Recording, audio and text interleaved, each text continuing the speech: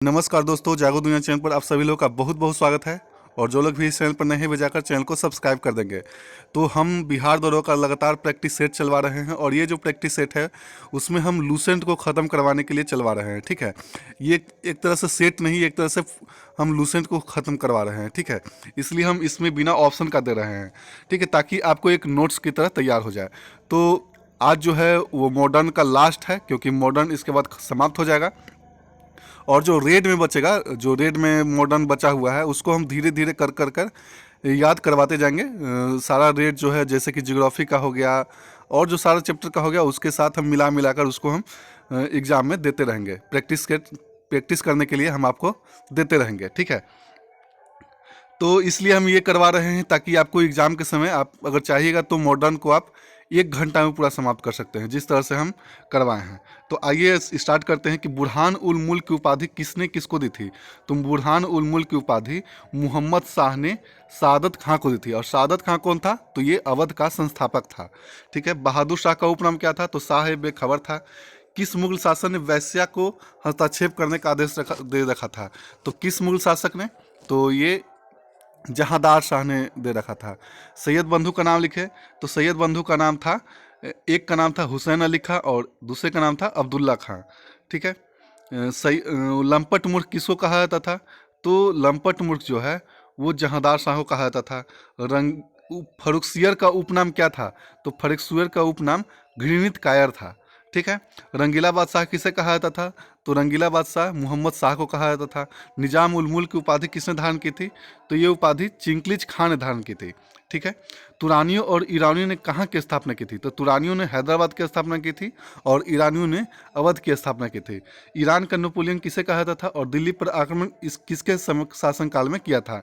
तो ईरान का जो नेपोलियन था वो मोहम्मद शाह को कहा जाता था। और दिल्ली पर आक्रमण जब किया था ये नादिर शाह, तो उस समय मोहम्मद शाह शासन कर रहा था। ठीक है, जिसे हम रंगीला बादशाह भी कहते हैं। तख्ते ताज पर बैठने वाला अंतिम मुगल शासक कौन था? तो ये मोहम्मद शाह ही था। अंग्रेजों ने दिल्ली पर कब्जा कब और किसके शासनकाल में किया था? तो अंग्रेजों ने दिल्ली पर कब्जा शाह आलम द्वितीय के समय में किया था और ये 1803 में किया था। ठीक है, अंतिम मुगल सम्राट कौन था? तो बहादुर शाह जफर या बहादुर शाह द्वितीय। ठीक है, दोनों इनका नाम है, कहा जाता है। तो किसी किसी ऑप्शन में बहादुर शाह जफर भी देता है, तो और किसी किसी ऑप्शन में बहादुर शाह द्वितीय देता है। ठीक है, तो ये दोनों नाम आप लोग याद रखिएगा। पानीपत का तृतीय युद्ध कब और किसके बीच हुआ था? तो पानीपत का तृतीय युद्ध 1761 में मराठा और अहमद शाह अब्दाली के बीच हुआ था। हम इसमें सारा क्वेश्चन को दे रहे हैं। ठीक है, मतलब कि जो क्वेश्चन बार बार पूछता भी है, जैसे तृतीय युद्ध पिछले भी दरोगा में पूछा था। मतलब ये हल्का क्वेश्चन है, आप लोग को याद रहता है, फिर भी कभी कभी कुछ कन्फ्यूजन होता है, इसलिए हम सारा क्वेश्चन को मेन मेन को डाल देते हैं। ठीक है, लाल किला स्थित हीरा महल किसने बनवाया था? तो ये बहादुर शाह जफर ने बनवाया था, जिसे हम बहादुर शाह द्वितीय भी कहते हैं। हयात बख्श बाग कहाँ स्थित है? तो ये दिल्ली स्थित लाल किला में स्थित है। वास्को डी गामा भारत के किस तट पर पहुंचा था और कब पहुंचा था? तो ये 1498 में पहुंचा था। ठीक है, और ये पश्चिमी तट पर पहुंचा था। ठीक है, प्रथम पुर्तगाली वायसराय कौन था और कब बना था? तो प्रथम जो पुर्तगाली वायसराय था वो 1505 में फ्रांसिस्को द अल्मेडा बना था। ठीक है, 1509 में भारत में पुर्तगालियों का वायसराय कौन बना था? तो 1509 में अल्बुकर्क बना था। ठीक है, अब आते हैं अगले क्वेश्चन पर, जो 20वां क्वेश्चन है। बीजापुर को पुर्तगालियों ने कब और किससे जीता था? सॉरी, यहाँ पर ये क्वेश्चन मिस्टेक हो गया है। बीजापुर की जगह गोवा कर लीजिएगा। गोवा को पुर्तगालियों ने कब और किससे जीता था? तो गोवा को जो पुर्तगाली जो थे वो 1510 में जीते थे और ये गोवा को बीजापुर के शासक यूसुफ अदिल शाह से जीते थे। ठीक है, दक्षिणी पूर्वी तट पर पुर्तगालियों की एकमात्र बस्ती कौन थी? तो कौन था? सन थोमे था। ठीक है, और एक क्वेश्चन छूट गया है बीच में कि पुर्तगालियों की पहली व्यापारी कोठी कहाँ खोली गई थी? तो कोचीन में खोली गई थी। ठीक है, अब आते हैं 23वें क्वेश्चन पर कि पहला डच यात्री कौन और कब पहुंचा था? तो पहला जो डच यात्री था वो कार्नेलियन हाउटमैन था और ये 1596 में भारत पहुंचा था। ठीक है, अब आते हैं 24वें क्वेश्चन पर कि डचों की पहली व्यापारी कोठी कब और कहाँ खोली गई थी? तो डचों की पहली व्यापारी कोठी जो थी वो आपको मुसलीपट्टनम में खोली गई थी और ये 1605 में खोली गई थी। ठीक है, डचों की दूसरी व्यापारिक कोठी कहाँ खोली गई थी? तो ये पुलिकट में खोली गई थी। डच स्वर्ण सिक्के पैगोडा को कहाँ ढाला करते थे? तो ये पुलिकट में ही ढाला करते थे। प्रथम बार औद्योगिक वेतनभोगी कौन रखा था? तो ये डच डच लोगों ने ही रखा था। अब आते हैं 28वें क्वेश्चन पर कि डचों का अंतिम रूप से पतन कब और किस युद्ध में हुआ था? तो इनका अंतिम रूप से पतन जो था वो वेदरा के युद्ध में 1759 में हुआ था। ठीक है, और ये जो वेदरा का युद्ध हुआ था वो अंग्रेजों से हुआ था। ठीक है, और इसमें डच लोग जो थे वो पराजित हो गए थे। अब आते हैं 29वें क्वेश्चन पर कि ईस्ट इंडिया कंपनी का अधिकार पत्र कब और किसने प्रदान किया था? तो ये 1600 में रानी एलिजाबेथ प्रथम ने प्रदान किया था। ठीक है, अब आते हैं अगले क्वेश्चन पर, जो 30वां क्वेश्चन कि प्रारंभ में ईस्ट इंडिया कंपनी का पहला गवर्नर कुल साझेदार कितने थे? तो जब प्रारंभ में जो पहला गवर्नर थे वो टॉमस स्मिथ थे और कुल साझेदार 217 थे। टोटल 217 इसमें साझेदार थे। मुगल दरबार में आने वाला प्रथम अंग्रेज कौन था? तो मुगल दरबार में आने वाला प्रथम अंग्रेज कैप्टन हॉकिंस था। ठीक है, और किसका राजदूत था? तो ये जेम्स प्रथम ने भेजा था। कब आया था? तो ये जो था ये आपको 1613 में आया था। ठीक है, 1613 में आया था। इसका एग्जैक्ट बताइएगा आप लोग। ठीक है,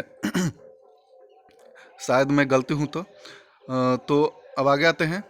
और किसके दरबार में पहुंचा था? तो ये जहांगीर के दरबार में पहुंचा था। अब आते हैं 32वें नंबर क्वेश्चन पर कि भारत आने वाला पहला अंग्रेजी जहाज कौन था? तो रेड ड्रैगन था।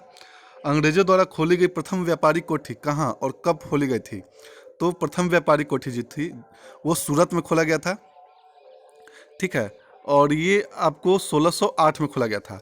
ठीक है, अब आते हैं अगले क्वेश्चन पर कि सुनहला फरमान कब और किसने जारी किया था? तो इसके तहत क्या व्यवस्था की गई थी? तो सुनहला फरमान जो था वो 1632 में जारी किया गया था। और किसने जारी? ये गोलकुंडा के सुल्तान ने जारी किया था। और इसमें था कि अंग्रेज सुल्तान को क्या करते थे कि 500 पैगोडा वार्षिक कर देकर गोलकुंडा के बंदरगाह का उपयोग कर सकते थे अब। ठीक है, मतलब कि व्यापार करने के लिए उपयोग कर सकते थे।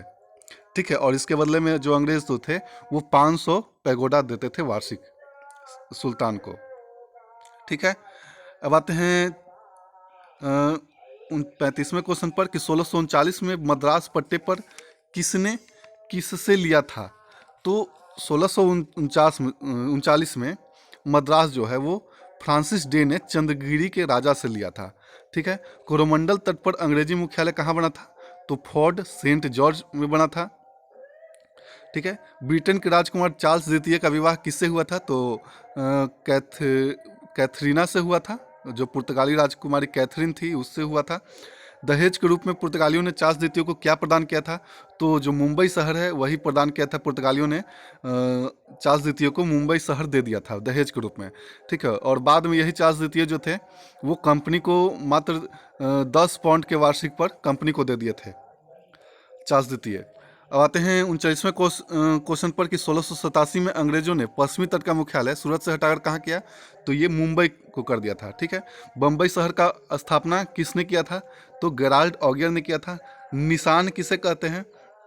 तो निशान जो था, बंगाल के जो शासक था शाह सूजा ने 1651 में क्या किया था कि अंग्रेजों को व्यापारिक छूट दी थी। ठीक है, और इसे ही निशान कहते हैं। ठीक है, बंगाल में शाह सूजा अंग्रेजों को व्यापारिक छूट दे दिया था। ठीक है, कलकत्ता नगर की नींव किसने रखी थी? तो जॉर्ज चॉर्नॉक ने रखी थी। भारत में फ्रांसीसियों की प्रथम कोठी कहाँ, कब और किसके द्वारा स्थापित की गई थी? तो फ्रांसीसियों की प्रथम कोठी जो थी वो सूरत में स्थापित की गई थी और ये 1668 में स्थापित किया गया था। ठीक है, और ये जो था फ्रैंको कैरो के द्वारा स्थापित किया गया था। ठीक है, अब आते हैं प्रथम कर्नाटक युद्ध कब, किस युद्ध से प्रभावित था तथा इसके तहत कौन सी संधि हुई थी? तो जो प्रथम कर्नाटक युद्ध था वो 1746 से 48 के बीच हुआ था और ये जो था ऑस्ट्रिया के उत्तराधिकारी युद्ध से प्रभावित था तथा इसके तहत ए ला सापला की संधि हुई थी। आप इसको ए से याद करते हैं कि ए फर्स्ट नंबर पर आता है तो प्रथम हो गया। ठीक है, दूसरा कर्नाटक युद्ध कब और कौन सी संधि हुई थी? तो दूसरा कर्नाटक युद्ध जो था वो 1749 से 54 के बीच हुई थी। 5 साल चला था और जस्ट जो प्रथम कर्नाटक हुआ था उसके 1 साल बाद ही स्टार्ट हो गया था और इसके तहत पांडिचेरी की संधि हुई थी। ठीक है, फ्रांसीसी गवर्नर डुप्ले की हार किस युद्ध में हुई थी? तो जो फ्रांसीसी गवर्नर डुप्ले था वो उसकी हार द्वितीय कर्नाटक युद्ध के दौरान हुई थी। ठीक है। कर्नाटक का तीसरा युद्ध कब और कौन सी संधि हुई थी? तो कर्नाटक का तीसरा युद्ध जो था वो 1756 से 1763 तक चला था, 7 वर्ष तक चला था। ठीक है। और इसके तहत पेरिस की संधि हुई थी। ठीक है। वानडिवास का युद्ध कब और किसके बीच हुआ था? तो वानडिवास का जो युद्ध है वो आपको 1760 में हुआ था और अंग्रेजों और फ्रांसीसियों के बीच हुआ था। ठीक है। ये बहुत ही इंपॉर्टेंट है, वानडिवास का युद्ध बहुत बार पूछा भी है। पेरिस संधि कब और किसके बीच हुई थी? तो जो पेरिस संधि जो था वो 1763 में हुआ था। जो तृतीय कर्नाटक युद्ध हुआ था उसी के समय जो पेरिस संधि हुआ था। और किसके बीच हुई थी? तो ये अंग्रेजों और फ्रांसीसियों के बीच हुई थी। ठीक है। अब आते हैं 50वें नंबर क्वेश्चन पर कि मुर्शीद कुली खान ने राजधानी ढाका को कहाँ स्थानांतरित किया था? तो इसने ढाका को मुर्शिदाबाद स्थानांतरित किया था। ठीक है। इजारेदारी प्रथा किसने शुरू किया था? तो मुर्शीद कुली खान ने शुरू किया था। गिरिया का युद्ध कब और किसके बीच हुआ था? तो गिरिया का युद्ध जो था वो सूबेदार अलीवर्दी खां और सरफराज के बीच हुआ था। 1740 में ये हुआ था। ठीक है। अलीवर्दी खां जो था वो बिहार के सूबेदार थे।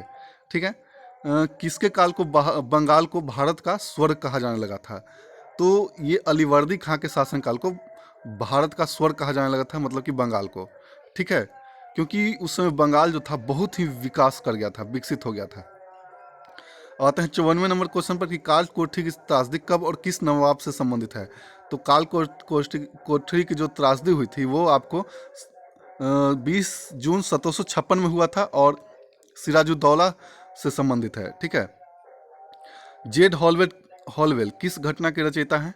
तो ये काल कोठरी की जो त्रासदी थी उसी घटना के रचयिता हैं। प्लासी का युद्ध कब और किसके बीच हुआ था? तो प्लासी का युद्ध 23 जून 1757 को हुआ था और ये रॉबर्ट क्लाइव और सिराजुद्दौला के बीच हुआ था। ठीक है। जिसमें कि सिराजुद्दौला की हार हुई थी। सिराजुद्दौला को किस सेनापति के कारण हार हुई थी? तो मीर जाफर जो था, जो सिराजुद्दौला के सेनापति था, उसी ने धोखा दे दिया था अंग्रेजों से मिलकर। ठीक है। मीर कासिम ने अपनी राजधानी मुर्शिदाबाद से कहाँ स्थानांतरित की थी? तो इसने अपनी राजधानी मुर्शिदाबाद से मुंगेर स्थानांतरित की थी। ठीक है। जो कि बिहार में है। जो मुंगेर का पुराना नाम मुगदलपुर भी कहा जाता था। अब आते हैं 59वें नंबर क्वेश्चन पर कि बंगाल की राजधानी का क्रम लिखें। तो सबसे पहले इसकी राजधानी ढाका थी, बाद में इसकी राजधानी मुर्शिदाबाद हुई और बाद में इसकी राजधानी मुंगेर हुई। ठीक है। अब आते हैं अगले क्वेश्चन पर कि बक्सर का युद्ध कब और किसके बीच हुआ था? तो बक्सर का युद्ध जो था वो 1764 में हुआ था। इसमें अंग्रेजों और इसके खिलाफ मीर कासिम, अवध के नवाब शुजाउद्दौला और मुगल सम्राट शाह आलम द्वितीय लड़ रहे थे। ठीक है। बक्सर के युद्ध में अंग्रेजी सेनापति कौन था? तो अंग्रेजी सेनापति हेक्टर मुनरो था। ठीक है। हैदर अली कहाँ का शासक था? तो हैदर अली मैसूर का शासक था। ठीक है। आते हैं प्रथम आंग्ल मैसूर युद्ध कब और कौन सी संधि हुई थी? तो प्रथम आंग्ल मैसूर युद्ध 1767 से 69 तक के बीच हुआ था और इसमें मद्रास की संधि हुई थी। ठीक है। द्वितीय आंग्ल मैसूर युद्ध कब और कौन सी संधि हुई थी? तो द्वितीय आंग्ल मैसूर युद्ध 1780 से 84 के बीच हुई थी और इसमें मंगलोर की संधि हुई थी। ठीक है। तृतीय आंग्ल मैसूर युद्ध कब और कौन सी संधि हुई थी? तो तृतीय आंग्ल मैसूर युद्ध 1790 से 92 के बीच हुई थी और इसमें श्रीरंगपत्तनम की संधि हुई थी। ठीक है। वानडिवास के युद्ध में कौन जीता था और दोनों तरफ से सेनापति के नाम लिखे? तो वानडिवास का जो युद्ध था वो फ्रांसीसियों और अंग्रेजों के बीच हुआ था। तो इसमें अंग्रेज जीता था और अंग्रेज की तरफ से सर आयरकुट नेतृत्व कर रहे थे और फ्रांस की तरफ से लाली नेतृत्व कर रहे थे। ठीक है। जैकोबिन क्लब का सदस्य और श्रीरंगपट्टनम में स्वतंत्रता का वृक्ष किसने लगवाया था? तो टीपू सुल्तान ने लगवाया था। ठीक है। शेर ए मैसूर किसे कहा जाता था? तो टीपू सुल्तान को ही कहा जाता था। किस युद्ध में टीपू सुल्तान की मृत्यु हो गई थी? तो जो 1799 में चतुर्थ आंग्ल मैसूर युद्ध हुआ था उसी में टीपू सुल्तान मारा गया था। संगत और पंगत किसने स्थापित किया था? तो ये गुरु नानक जी ने स्थापित किया था। गुरु नानक की मृत्यु कब और कहाँ हुई थी? तो गुरु नानक की मृत्यु 1538 में करतारपुर में हो गई थी। ठीक है। सिखों के दूसरे गुरु कौन थे? तो सिखों के दूसरे गुरु गुरु अंगद थे। लहना किस गुरु का नाम था? तो गुरु अंगद का ही नाम था लहना। गुरुमुखी लिपि का आरंभ किसने किया था? तो गुरु अंगद ने ही आरंभ किया था। सिखों के तीसरे गुरु कौन थे? तो सिखों के जो तीसरे गुरु गुरु अमरदास थे। ठीक है, गुरु अमरदास ने हिंदुओं से अलग विवाह पद्धति कौन से शुरू किया था? तो लवन स्टार्ट किया था। ठीक है, सिखों के चौथे गुरु कौन थे? तो सिखों के चौथे गुरु गुरु रामदास थे। ठीक है, अमृतसर की स्थापना किसने किया था? तो गुरु रामदास ने किया था। अब आते हैं 79 नंबर क्वेश्चन पर कि गुरु पद को पैतृक किसने बनाया था? तो गुरु पद को जो पैतृक था वो गुरु रामदास ने ही बनवाया था। सिखों के पांचवें गुरु कौन थे? तो गुरु अर्जुन देव थे। आदि ग्रंथ की रचना किसने की थी? तो गुरु अर्जुन देव ने की थी। हरमंदर साहब का निर्माण किसने करवाया था? तो हरमंदर साहब का निर्माण गुरु अर्जुन देव ने ही करवाया था। जहांगीर ने किस गुरु की हत्या करवा दी थी? तो जहांगीर ने गुरु अर्जुन देव को खुसरो की सहायता करने के कारण हत्या करवा दी थी। सिखों के छठे गुरु कौन थे? तो जो सिखों के छठे गुरु थे वो गुरु हरगोविंद थे। किस गुरु ने सिखों को सैन्य संगठन और अकाल तख्त का निर्माण करवाया? तो गुरु जो हरगोविंद जो थे वही सैन्य संगठन और अकाल तख्त का निर्माण करवाए थे। अमृतसर की किलेबंदी किसने की थी? तो गुरु हरगोविंद जी ने ही की थी। सिखों के सातवें गुरु कौन थे? तो सिखों के सातवें गुरु जो थे वो गुरु हरे राय थे। ठीक है, दारा सिकोह को आशीर्वाद किस गुरु ने दिया था?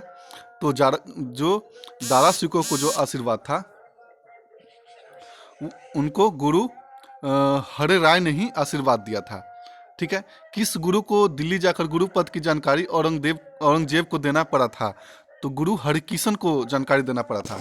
ठीक है, एक मिनट हम नेट को बंद कर देते हैं ताकि मैसेज न आए। ठीक है, अब आते हैं अगले क्वेश्चन पर कि सिखों के आठवें गुरु कौन थे? तो सिखों के आठवें गुरु थे गुरु हरकिशन थे। सिखों के नौवें गुरु कौन थे? तो सिखों के नौवें गुरु गुरु तेग बहादुर थे।